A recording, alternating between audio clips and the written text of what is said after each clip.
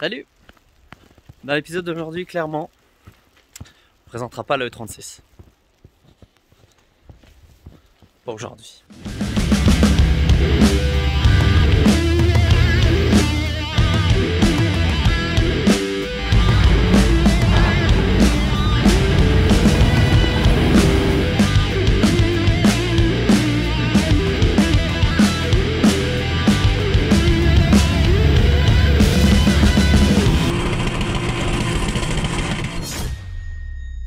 On va attaquer le démontage du bloc, enfin de la culasse déjà, donc à enlever déjà toute la partie Vanos.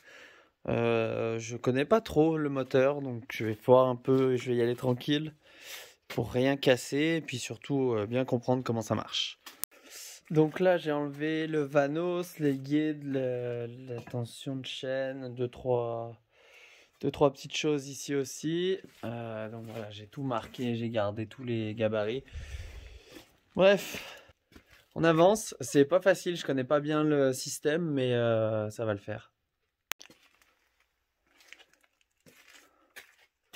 C'est quand même plus compliqué qu'un M20.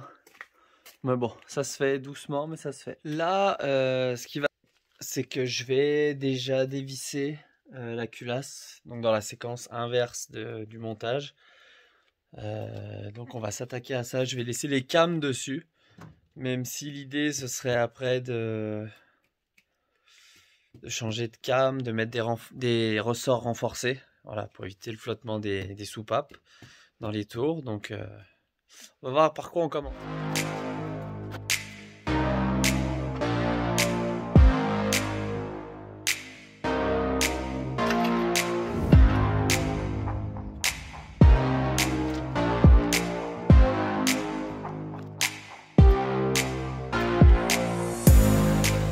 Voilà, il y a un côté qui est enlevé.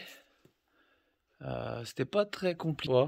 J'avais eu beaucoup de choses sur des arbres à cam qui cassent, mais bon, une petite technique assez simple qui consiste à en gros mettre toute la pression sur une seule cam, enlever les autres et après finir par celui où il y a de la pression. Ça se fait super bien. Les deux arbres à cam sont enlevés. Du coup, j'ai commencé par là. Donc, ils sont là, tout beau.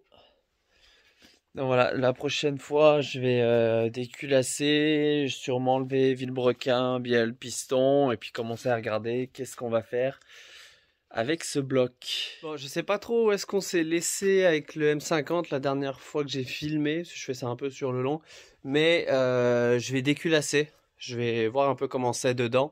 J'espère que je vais pas trop galérer à l'ouvrir, mais ça devrait aller. Je fais un peu de rangement, c'est ça servira pas tout de suite, et puis on voit comment c'est.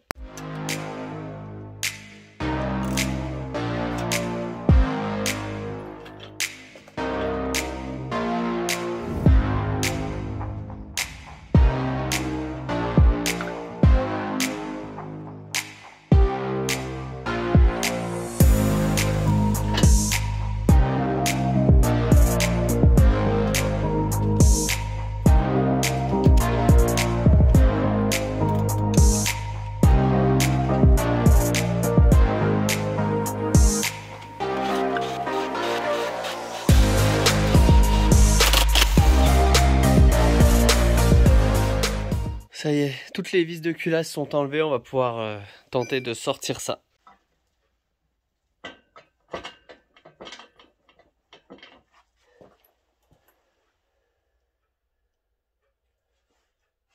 Tout a failli s'arrêter maintenant. J'avais oublié deux petites vis avant de déculasser, je vais vous montrer lesquelles.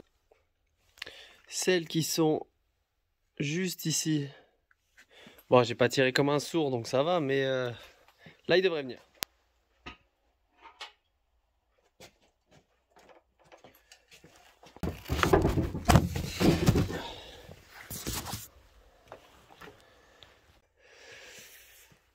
Donc voilà, la culasse elle est là, dessous elle est vraiment nickel. Elle a été resurfacée il n'y a pas longtemps. Donc voilà, le plan de joint il est nickel, à voir ce qu'on y fera. Les soupapes ont l'air belles aussi. Donc c'est pas mal.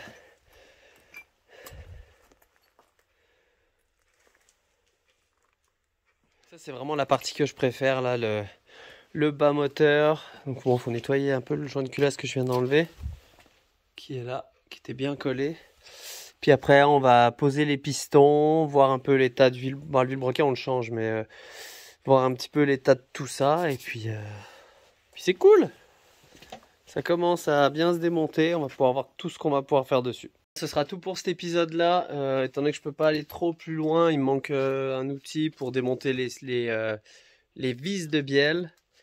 Donc voilà, je ferai ça dans le prochain épisode. Et puis voilà, donc le plan, comme je disais la dernière fois, c'est vraiment de faire quelque chose de costaud, de puissant surtout, et puis d'efficace. Tout ça pour mettre dans la E30.